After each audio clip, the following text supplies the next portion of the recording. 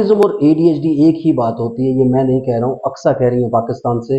वो जानना चाहती है कि डिफरेंस क्या होता है। ये वीडियो सीरीज देखने से पहले, मेरे वीडियोस को देखने से पहले उन्हें लगता था कि ऑटिज्म और एडीएचडी एक ही बात होती है। तो उनको डिफरेंस समझाएंगे, आप सबको भी डिफरेंस समझाएंगे। चैनल को सब्सक्राइब कीजिए, लाइक कीजिए, शेयर कीजिए, पूरी दुनिया में फैला दीजिए। मुझसे कंसल्ट करने के लिए 8168790299 डायल कर सकते हैं। +91 तो लगा ही लीजिए अगर आप इंडिया के बाहर से कॉल कर रहे हैं।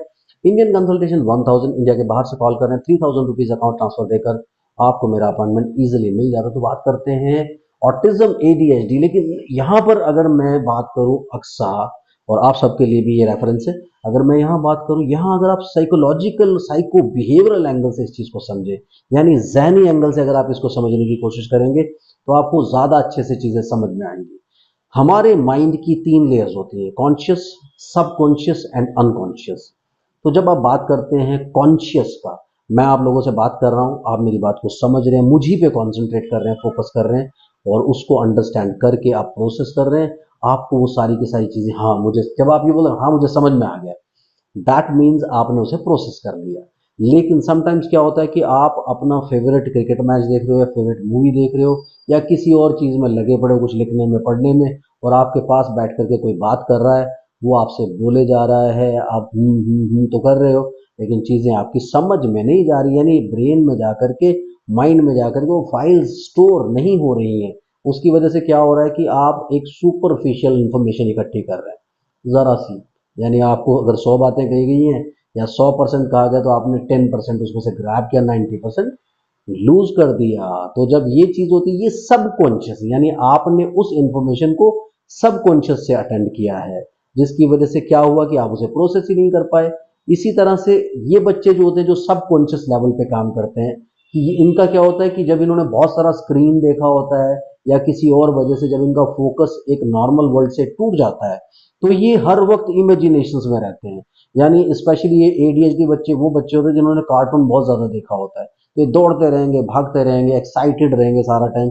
उसकी वजह से क्या होगा कि ये फोकस आप लोगों की बातों पे नहीं करेंगे, लर्निंग नहीं होगी। इसकी वजह से कम्युनिकेशन, सोशल और इमोशनल डेवलपमेंट कंप्लीट नहीं होती और बच्चा पीछे रह जाता है। अब आ जाता है अनकॉन्शियस, तीसरा पार्ट।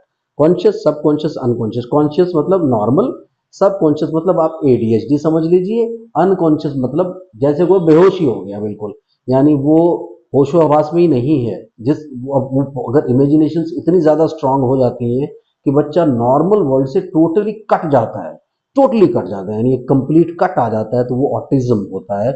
आजकल की डेट में अगर हम देख लें, यानी स्पेशली अब कई लोग बोलते हैं वर्चुअल ऑटिज्म आ गया, कई बोलते हैं mild autism, moderate autism, severe autism, classical autism. तो आप इन सब थ्योरीज पर बिलीव मत कीजिए।